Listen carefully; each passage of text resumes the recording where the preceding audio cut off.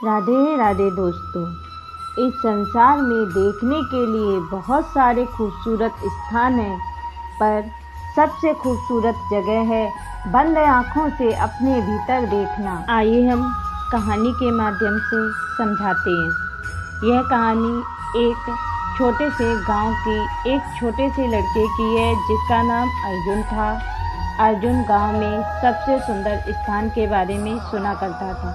एक दिन उसने लोगों से सुना एक पर्वत की चोटी के बारे में।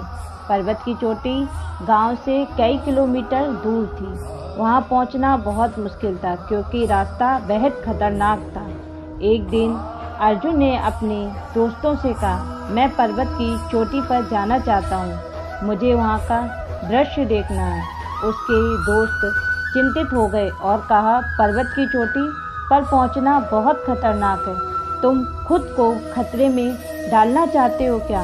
पर अर्जुन ने निश्चित किया कि दिल से उत्तर दिया, हाँ मैं वहाँ जाना चाहता हूँ। वह अगले सप्ताह पर्वत की चोटी पर चढ़ने के लिए निकल पड़ा। रास्ते में अनेक खतरे उसके सामने आए, लेकिन उसने हार नहीं मानी। अंत में अर्जुन ने पर्वत की चोटी पर पहुंचकर अपनी बंद आंखों से वह दृश्य देखा।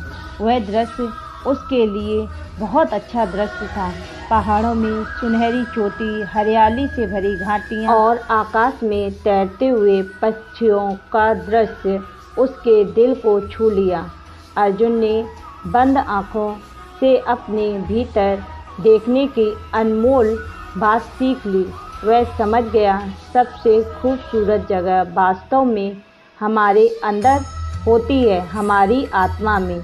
अर्जुन वापस गांव लौट आया और अपने दोस्तों के साथ अपने अनुभव की कहानी को समझाया। बीता हुआ कल जीवन को समझाने का एक अच्छा मौका है और आने वाला कल जीवन को जीने का एक दूसरा मौका है। आइए कहानी के माध्यम से हम आपको समझाते हैं। एक गांव में एक छोटा लड़का था जिसका नाम राजू था। वह बहुत आलसी था। वह हमेशा काम को कल पर छोड़ देता था। वह नहीं समझता था कि बीता हुआ कल उसके जीवन को कैसे प्रभावित करेगा।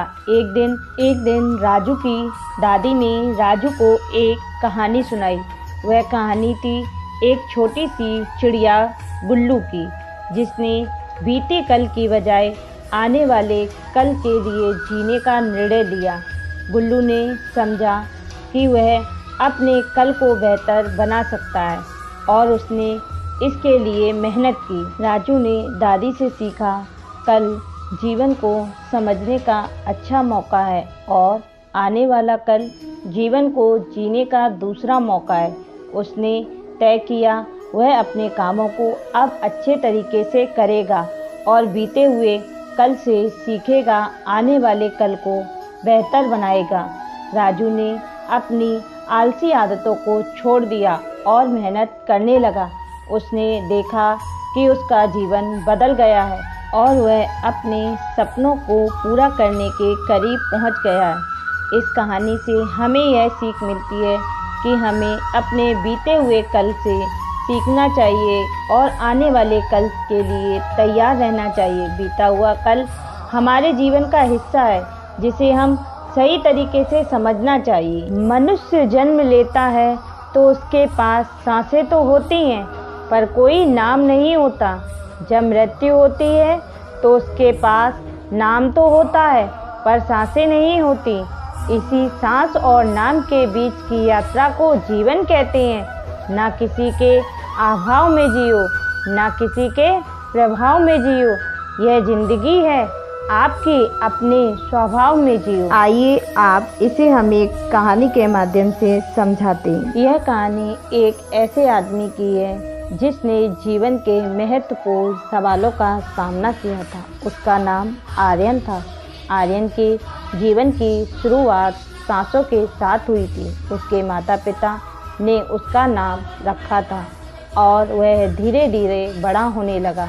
वह एक खुशहाल और सफल जीवन जीने के लिए मेहनत करता था। फिर एक दिन अचानक कुछ ऐसा हुआ कि आर्यन का सारा जीवन उल्टा हो गया। उसे एक बीमारी हो गई जिससे उसकी सांसें कमज़ोर हो गईं। डॉक्टरों ने उसे यह समझाया कि वह अब केवल कुछ साल के लिए ही जी सकता है। यह सच है कि आर्यन के पास कुछ समय बचा था। वह अपने इस समय को खुशहाल बनाना चाहता था। सबसे पहले उसने आर्यन नाम के पीछे का रहस्य समझा और इसके बाद उसने यह जान लिया कि जीवन सांसों के साथ नहीं बल्कि उसके स्वभाव के साथ होता है। अब वह सभी की मदद करने लगा।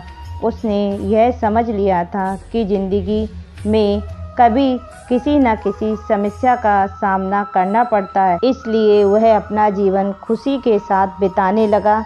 इस कहानी से हमें यह सीख मिलती है कि जीवन सिर्फ सांसों का नहीं बल्कि हमारे सोचने, विचारने और आचरण के माध्यम से बनता है।